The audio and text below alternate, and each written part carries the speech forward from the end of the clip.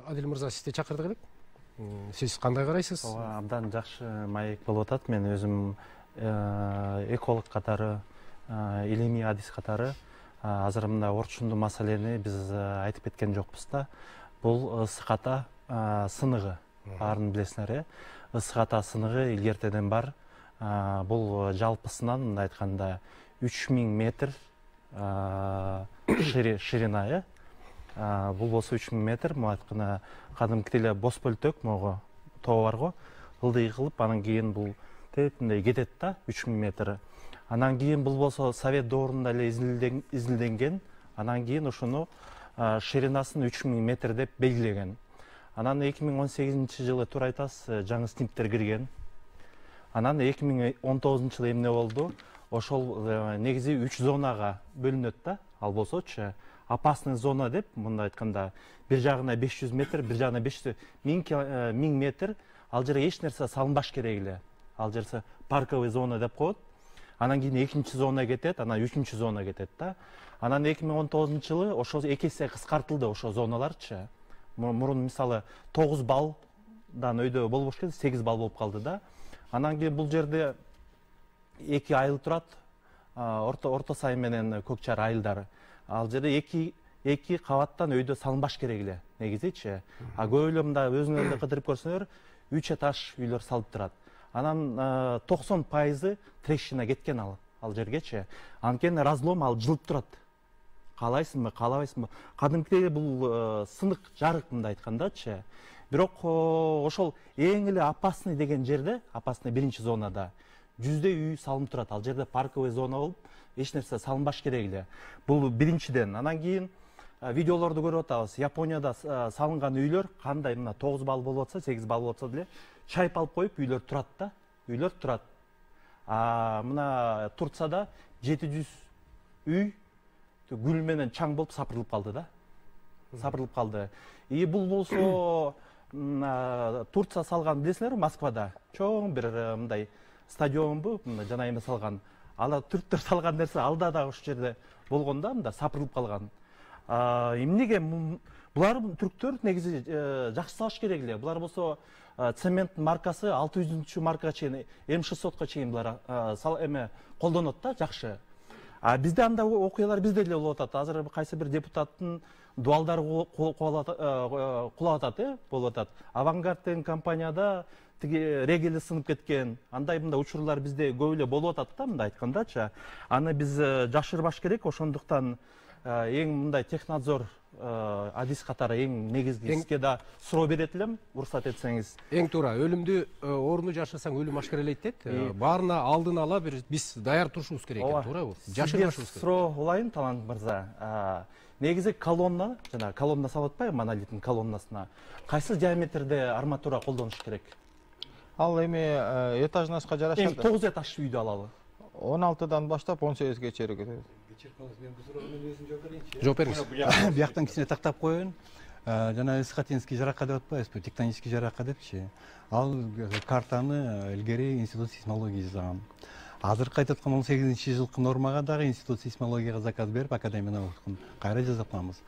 3000 метр калды ошол эле бойдон. Бул киши айтып атпайбы, 500 биякка 500 деп. Жок, кандай эмес. Туурасы 3 километр бойдон калды. Мурун 3 зона болсо азыр 5 зона кылды. Биринчи зонасы 100 метр, центральный зона. Андан бери түштүктү көздөй, то есть шаарды көздөй 200 метрден кийин экинчи зона, дагы 200 метрден кийин үчүнчү зона, анан кийин 500 метр төртүнчү зона.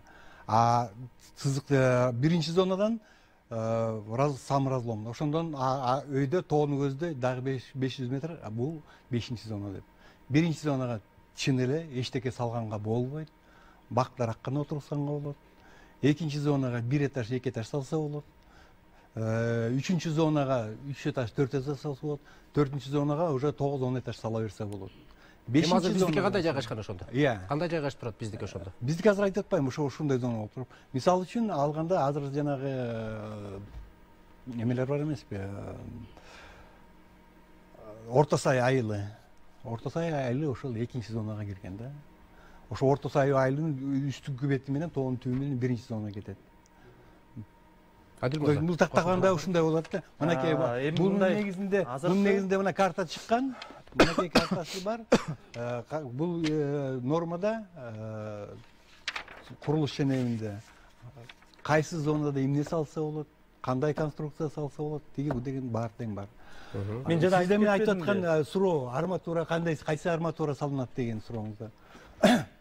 Арматура деген аны деген эсептеп чыгыш керек. Ал деген көп нерседен Көз каранды. Көз каранды. Мисалы салган ошол эле жердин сейсмикасы болсо, 8 балга бир арматура болот, 9 балга бир арматура болот. Экинчиси жердин кыртышы. Жердин кыртышы кандай? Суу глина, кумбу, топуракпы, же шагылбы, же эме ошого дагы бөлүнөт. Ошонун негизинде дагы арматура подбирать этилет. Анын баары тең эсептелип чыгарат. Эгер жердин алдында суу болсо, анда совсем бөлөкчө болот. Ошого жараша арматуранын эмеси дагы өзгөрөт, диаметри да өзгөрөт, колоннанын размери дагы өзгөрөт. Мындай эле айтып туруп 5 этажга мынча салам деген болбойт. Ол көп эмелерден көз каранды да, факторлордончу. Жердин рельефине жараша болот. Буну мен эмнеге айтып атам? Эң таң калыштуусу, мен курулуш тармагында иштеп калдым. Анан бир үй эме казак бир туугандар келип проектисин карадым да. Анан ошол колоннасында алардын требованиясы 32 деп турат да, диаметр. Көп эле учурлар биз болсо, ооба бизики казактардын арматурасын колдонбойт, баары эле российский келет. Анткени эч ким рисковать этпейт да. Бирок 16-чы арматураны байлап салып атат да. Ошондуктан мен таң калып атам. Анан кийин сиз азыр мындай айтканда буларды кандай бир мындай защищать этип атасыз да. Эгерде чыныгында ушундай кырсык болуп кетсе, азыр ушу айткан сөздөрүңүзгө сиз толук жоопкерчиликти ала аласызбы байке? Же тескерисинче биз бекемдеш керекпизби ошо рисктерди? Маселе ушунда. Маселе мындай болуп атат да. Жана Талант мырза айтып кетпеди, стройкалар токтоп калды. 2-3 жылдан кийин кайра баштайбыз деп. Же болбосо жаңы стройка болуп атып, долбоордон бир жака мындай долбоордон тышкары бир нерселерди жасап койду. Ошондой мезгилдерде Горстрой контроль же болбосо ошол үйдүн ээси заказчик мага жакпай калды бул курулуш деп меткенде бизге келсе биз барып текшеребиз. Биз барып лабораторияны текшерип, ошол эле арматураны кезип алабыз, ошол эле бетондон үлгү алабыз. Лабораторияга алып келип бетонду да сындырып көрөбүз, бекемдиги кандай экен, арматураны дагы сапаты кандай экен, диаметри бүт баары тең. Ошонун негизинде баарын тең мурунку долбоорго салыштырып, анан биз корутунду чыгарып беребиз. Арматурасы мындай экен, бул жарайт. Бетонун маркасы мындай экен, бул жарайт. Цемент мынча кошулуптур, кум мынча кошулуптур деп, ошонун баарын тең лабораторияга анализ кылып чыгарып беребиз. Ошонун негизинде биз техникалык корутунду чыгарып бергенге эмебиз бар. Мүмкүнчүлүгүбүз бар. Кошумчалаңыз, анан да бир суроо сизгечи. Ушул убакка чейин бир жаракка кеткен, же болбосо кулап калган үйлөргө карата бир жоопкерчилик маселеси каралганбы ушул? Жана Аксакал байшак айткандай. Салынып аткан үйлөрдөн жаракка кетип кулап калган объект болгон эмес. Бул эми эски Союздун учурунда жеткилиги жеткен объектлерде, социальный объектлерде биз ошону сейсмологический МЧС менен бирге карап туруп, анан ал мектепке мисалы окуганга болбойт экен, опасность бар экен, же бала бакчага болбойт экен деп, Союздун учурунда 57-60 жылдыр курулган маселелер боюнча болбосо, жаңы курулган үйлөрдө эч кандай жаранка кеткен эмес. Андан тышкары мен Адыл мырзанын суроосуна жооп берип коеюн. По проекту мисалы 32 көрсөтүлгөн арматура боло турган болсо 16-ны салып атат деп атпайбы? Андай болушу мүмкүн эмес. Себеби дегенде, макул бир эле киши көзөмөлдөй турган болсо аны ал мүмкүн болуп кетиши мүмкүн да. Ал жерде деген ана Аксакалов айтып кетти, авторский надзор деген бар. Ал гик башы менен жооп берет. Ошол авторский надзордо ар бир расчетун эсептеп чыгып, анан аягында авторский надзор кол коет. Андан тышкары технадзор деген бар.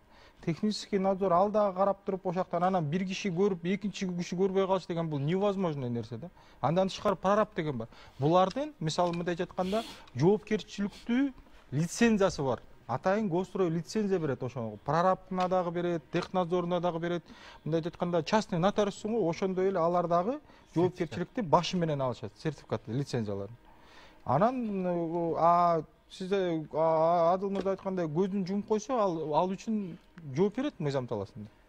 Андай болушу мүмкүн эмес. Жанагы ысык ата жаракасы боюнча бул жооптуу органдар бардыгы тең ушул көзөмөлүндөбү бүгүнкү күндө? Анан чын эле ошондой сиздердин контролуңуздарда чын эле ошондой талап менен салынып атабы ошо? 100 үй салынып турат, жана вообще эч боюнча нерсе салынбаш керек деген жерде. Азыр 100 үй салынып турат да. Кайсы жакта? Тиги жанагы опасный первый зона деген. Разломдобу? жооп берип коюңузчу. Именно разломдо. Азыр мындай да. Айтып берип коеюн эми. Биз инвентаризация жүргүзгөндө именно Исыкантинский разломдо болду. Аякта коллегабыз айтып кетти, мына биринчи, экинчи, үчүнчү стадия деп бөлүнгөн деп айтып атпайбызбы? Бардыгы 24 объект бар ал.